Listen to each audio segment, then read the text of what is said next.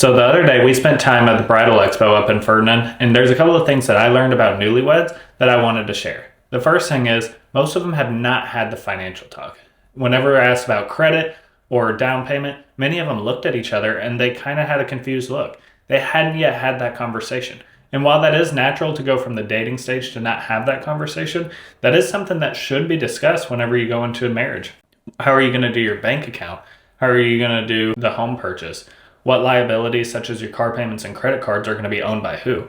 These are super important things to iron out before you move in together and start a life, because these are the most important things that it takes whenever you're going to buy a house. Another thing that many of them don't realize is the bride, if she is to take her husband's name, is going to have to go through some extra steps before getting into the home buying process.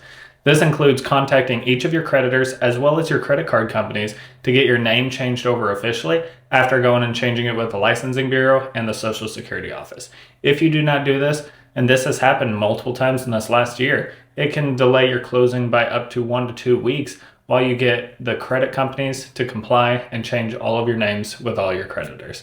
This can be a huge obstacle that can be easily avoided with a little bit of foresight. The last piece of advice I'd give to people who are soon to be weds is understand what your timeline is going to look like. If you're currently renting, what is your lease situation? When does it expire? And are you going to be ready to buy at the end of that lease?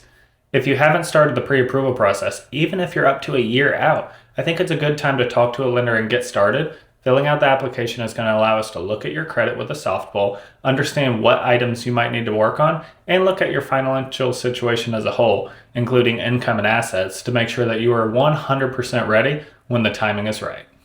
If you're getting married this year and thinking about buying in the next year or so, contact me and I'd love to help you discuss your entire plan and help make sure that you are absolutely prepared when it comes to becoming a homeowner.